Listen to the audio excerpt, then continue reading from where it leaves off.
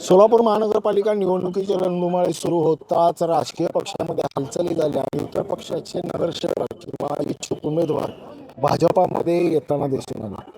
आणि भाजपामध्ये इतकी गर्दी झाली की तिथं असलेल्या उभारलेल्या भाजपाच्या कार्यकर्त्यांना थोडं माघार घ्यावी लागली आणि माघार घेत दुसऱ्या पक्षामध्ये गेल्याचं उदाहरणं देखील या निवडणुकीच्या कालावधीमध्ये घडून आलं. असेच एक भाजपाचे ज्येष्ठ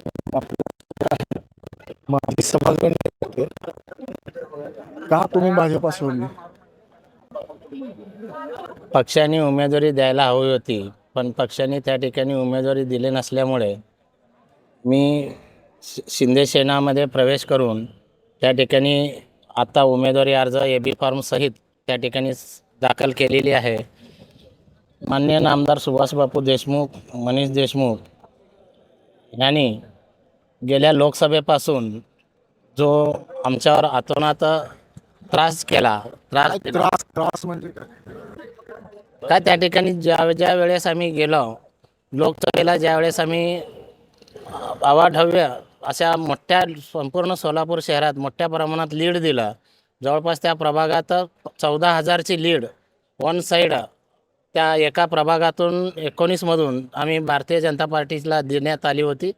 परंतु त्यावेळेस काही काम करू नको आणि आम्ही ज्यावेळेस सांगू त्याच वेळेस काम कर म्हणून त्यावेळेस सांगितल्यावर आम्ही 4 दिवस घरात बसून राहिलो. त्यावेळेस लोकसभेचे उमेदवार राम सातपुते साहेब पुन्हा त्या ठिकाणी आम्हाला मनधरणी करून त्या ठिकाणी AB फॉर्म तू माझ्याकडनं घेऊन जा, पण त्या पद्धतीने सांगितले.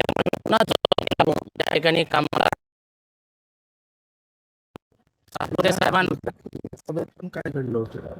विधानसभेत लोकशाही मार्गाने पार्टीत लोकशाही आहे असे मी समजून त्या ठिकाणी उमेदवार निवडण्याचा प्रयत्न केला. सोमनाथ वैद्य यांची उमेदवारीच्या पाठीशी आम्ही उभे राहावं म्हणून त्या ठिकाणी प्रयत्न केला. परंतु भारतीय जनता पार्टीत लोकशाही नाही हे मला त्यावेळेस आजच्या घडीला आत्ता दिसा लागलाय. किती वर्ष झालं भाजपात? 1992-93 पासून भारतीय जनता पार्टीचा वयात ज्यावेळेस हिंदुत्व म्हणून आम्ही कामाला लागलो आणि 1997ला भारतीय जनता पार्टीने माझ्या आईला उमेदवारी दिली, तेव्हापासून आज तागायत निरंतर भारतीय जनता पार्टीची सेवा करत होतो. 30-32 वर्षानंतर तुम्हाला लक्षात आले की भारतीय जनता पार्टीमध्ये लोकशाही पद्धत व्यवस्था नाही. बरोबर आहे, या मताशी सहमत आहे. म्हणजे एकेकोरपणा किंवा नेत्याचं वर्चस्ववाद ह्या पद्धतीचं राजकारण चालतं असं म्हणायचं.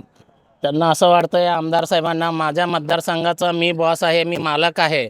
तसंच असतं पक्षीय राजकारणामध्ये. पण नाही, त्या माझ्या मतदारसंघात येऊन त्यांना तो मतदारसंघ जोडला गेला. मी 97 पासून त्या मतदारसंघाचं नेतृत्व करतोय, त्यांनी 2014 पासून नेतृत्व करतात. त्या मतदारसंघाचा मालक कोण हे जनता ठरवतील. म्हणजे इतकं ताठर भूमिका घेण्यामागचं कारण काय? म्हणजे खूपच त्रास झाले का? त्या त्रासाला कंटाळून मला शिंदे सेनेचं उमेदवारी घेऊन या ठिकाणी पुन्हा एकदा पूर्ण शिंदे सेनेचं पॅनल आणण्यासाठी या ठिकाणी मी प्रवाहाच्या विरोधात लढा उभा केलेला आहे. मला आणखी एक सांगा की अनेक लोक पक्षामध्ये येत आहेत, पक्ष सोडताना तुम्हाला काही त्रास झाला नाही? 30-35 वर्षाचा प्रवास आहे. आमदार साहेबांच्या त्रासापुढं मी जो हा निर्णय घेतला काहीच नाही, म्हणजे काही ह्याचं काहीच शल्य वाटत नाही. म्हणजे एवढा त्रास झाला तुम्हाला, मानसिक मनोबल खचल्यासारखं वाटतं? हतबल होण्यापेक्षा लढणारा कार्यकर्ता आहे मी. लढण्यासाठी पुन्हा एकदा शिवसेनेचं धनुष्यबाण घेऊन उभा आहे. म्हणजे पूर्ण पॅनल दिले का तुम्हाला? संपूर्ण पॅनल शिंदे सेनेच्या ह्या अटीवरच मी त्या ठिकाणी प्रवेश झालो. 2 राष्ट्रवादी 2 शिवसेना या पद्धतीनं देणार होते, पण संपूर्ण जर शिंदे सेना असेल तरच मी प्रवेश करणार. या अट ज्यावेळेस गाठलो त्या अटीला नेते लोक मान्य करून त्या ठिकाणी संपूर्ण शिंदे सेनेच्या सीटा निवडून आणण्यासाठी माझ्यावर जबाबदारी दिलेली आहे. शिंदे सेनेमध्ये जात असताना कोणाशी संपर्क साधला? नाही, वरिष्ठ सगळ्या नेत्यांशी जे आपल्या सध्याला आहेत. सचिनभाऊ चव्हाण शहर अध्यक्ष आहेत, अमोलबापू शिंदे आहेत. खास करून कोणाशी? सचिनभाऊ चव्हाण. त्यांच्याकडून तुमची उमेदवारी निश्चित आहे. आणि त्या माझ्या भागाचं नेतृत्व श्रीनिवास संघा यांना 2 प्रभागाचं नेतृत्व दिलेलं होते. श्रीनिवास भाऊ संघाने वेळोवेळी मला संपर्क साधत होते. श्रीनिवास संघाचा ह्यात खूप मोठा सिंहाचा वाटा आहे म्हणलं तर काय हरकत नाही. ते पक्षामध्ये असलेल्या निष्ठावंत कार्यकर्त्याला किती त्रास होतो नेतृत्वाचा, हे मूर्तिमंत उदाहरण म्हणजे श्रीनिवास करून. पण तुम्ही हे मान्य केलं पाहिजे की बापूंनो पण तुमचा सन्मान केलाय बरं का. म्हणजे सभागृह नेता दिलाय, तुम्हाला उमेदवारी दिली, तरी देखील इतकी नाराजी व्यक्त केली. मी त्या पक्षाचा त्या ठिकाणचा 3 टर्मचा नगरसेवक होतो. त्या संपूर्ण दक्षिणमध्ये प्रत्येकजण पहिल्या टर्मचे नगरसेवक आहेत आणि तर ते कोंडी हे दुसऱ्या टर्मचे नगरसेवक आहेत. त्यांना सोडलं तर त्या भागातला अभ्यासू असल्यामुळं मला त्या ठिकाणी पक्षाने न्याय दिलाय. शिवसेनेने, भारतीय जनता पार्टीने, बापूने. बापूंनी नाही. मी संपूर्ण भारतीय जनता पार्टी सभागृह नेता हा संपूर्ण सभागृहाचा असतोय.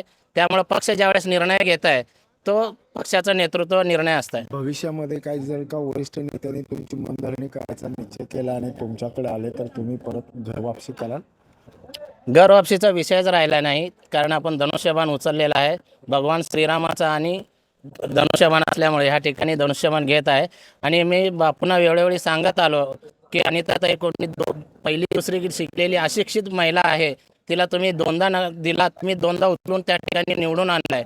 आणि आता जो व्यंकटेश कोंडी आहे त्यांचा मिस्टर, तो पहिली दुसरी शिकलेला आहे. अशा लोकांना सुद्धा पुन्हा त्या ठिकाणी अशिक्षित लोकांना पुन्हा पुन्हा संधी देण्याचं बापूंचा या हट्टासामुळं त्या ठिकाणी बापूंचा पॅनल येईल असं मला त्या ठिकाणी सांगावंसं वाटतं. रिझल्ट हे सांगून गेले की एखादा व्यक्ती जर का राजकारणामध्ये गेला तर तो उद्ध्वस्त होतो, पण सर्वसामान्य कार्यकर्ता, केडर बेस कार्यकर्ता, देव धर्म राष्ट्र ह्या तत्वावर, आदर्शावर किंवा आदर्श व्यक्तीवर प्रेरित होऊन एखादा कार्यकर्ता उभारला तर तो संपत नाही, उद्ध्वस्त होतो. आज स्वतःला उद्ध्वस्त झाल्यासारखं समजता की संपल्यासारखं? नाही, उद्ध्वस्त होण्यापेक्षा लढायला पाहिजे हा हेतूने मी सध्याला संपूर्ण महाराष्ट्रात एखादा भाजपची लाट जरी असली तर माझ्या प्रभागात मी संपूर्ण शिवसेना आणणार म्हणजे आणणार. क्या बात आहे. आत्मविश्वासच इतका आहे की मतदारांना ते आव्हान करतायत आणि मतदारांना सांगतायत की फक्त पाठीवरती हात ठेवून धीरानं लढ म्हणा, विजय मी खेचून आणणारच. तुमच्या या संकल्पनेला आमच्याकडच्या खूप खूप शुभेच्छा. ब्रेन न्यूज करता यासिन शेखसह मी नितीन पात्र.